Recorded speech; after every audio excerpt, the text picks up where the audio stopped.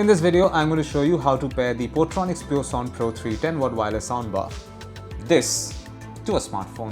First thing that you need to do is make sure that Bluetooth is turned on this device. Just give me a second. Yeah, there you go. So first make sure the Bluetooth is turned on your smartphone, which it is. I'm going to the Bluetooth settings page on my smartphone and I'm going to stay here for a while. Now back to the speaker. On this side you will notice the power button. I'm going to press and hold that button. Power on. Bluetooth mode.